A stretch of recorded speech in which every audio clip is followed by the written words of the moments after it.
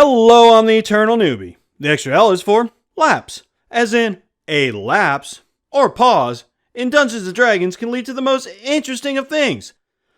Such as, I don't know, just off the top of my head, getting arrested for breaking and entering while masquerading as characters from a beloved 80s movie. All because of a pause. Before I tell you how the party in our game got arrested, business. If you like this video, check out my others. I've got bunches. Likes, comments are always great and amazing. You know what's even better? Subscribes. Make the kitty happy and sub. Finally, I've got a few other things going on like a Discord or a video game YouTube channel where I'm currently running through Final Fantasy VI. If you like inane senseless talk, you'll love this. Check it out. I've noticed something about my characters lately. No, they're awesome, but I learned I either base them on or use them to make references to great old movies. Really, quite often. I've talked about Thornton Mellon, my science-loving barbarian, and my paladin Barnabas, based on Rufus from Bill and Ted's Excellent Adventure. Not to mention my bard, based on every Bill Murray character ever. Don't think I'm stuck in the 80s, though. I never even talked about my fighter based off Rick from Casablanca, or my wizard who is loosely based on Frankenstein's monster. He likes to see if things float. I thought I was getting away from it. This particular character is a remake of a character from one of my more popular videos. In that video, I met some uber murder hobos with my lawful good rogue. I was kind of put off by it, so I ended up nixing the idea. Well, a few months ago I brought him back. Kinda. He's not quite the goody two-shoes that character was, but he's close. I'll throw a link in the video description if you'd like to see what I'm talking about, but first, a warning.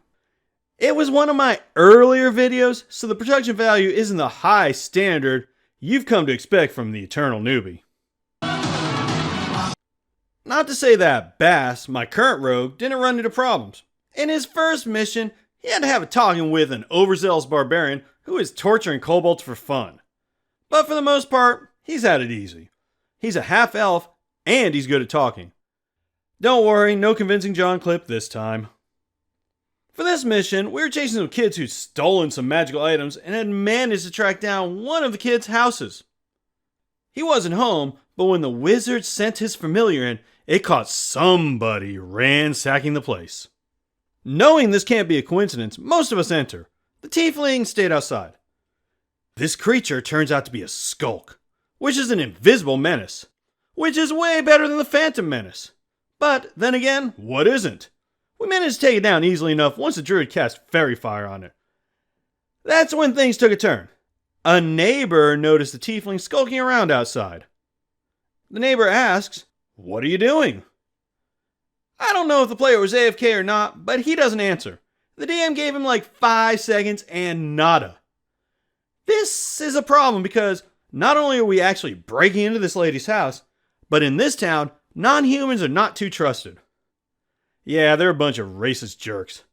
So, seeing this tiefling, which are quite rare to begin with, hang around outside the house and not answering questions, the neighbor does the next logical thing and runs away calling for the guards. He's loud, so those of us inside notice this. I see the tiefling is in trouble and come up with what in all modesty may just be the greatest plan ever conceived. Ever! I'm heading outside to talk to the guards. The skulk, which is always invisible, is still covered in the druid's fairy fire and is being carried out by a strong party member. Can you guess my plan? I'll give you a hint. It might just be based on the greatest 80s movie of them all. Really? That's where you take that? No. How about one more clue? Not too long ago, someone made a remake. Yeah, I kind of go more towards comedy. We get outside. The guards have already gotten there. Time to put my master plan into action. The guards demand to know what we're doing in this house and are threatening to arrest us. I calmly explain we were chasing a ghost and point to the still glowing invisible creature my friend is carrying. We are famous ghost busters and have been chasing this guy for a while. The guard is incredulous. it still doesn't give us the right to break into the house. At this, I get indignant. Sir, we are the world famous ghost busters on important business. This ghost was laying in wait to kill the resident of this house and would have done so if not for our interference. If you must be so obtuse, we can always put it right back in there, can't we, Dr. Stance? I say, motioning to the fighter who is holding the ghost. Time to roll deception. Yeah, I rolled a 1. It happens. With my +5, I do actually manage to fool a couple of the guards, but most of them are not buying it. They're going to take us to the slammer. I ask the DM, how would the guild we work for look on us resisting these town guards? And he tells me very poorly. So considering that, and the fact we're mostly level 2 and level 3s, meaning this fight is not going to be a pushover, I'm going to surrender. The fighter also decides to surrender. The druid, not pictured, is going to surrender. The tiefling warlock, not so much. He gets the bright idea to cast darkness to get away. Not sure what he was thinking, as we've already established tieflings are quite rare in this town. It's going to be hard for him to hide. But he begins to cast a spell. Personally, I really wanted to see it happen, just because there would be a cloud of darkness running down the street.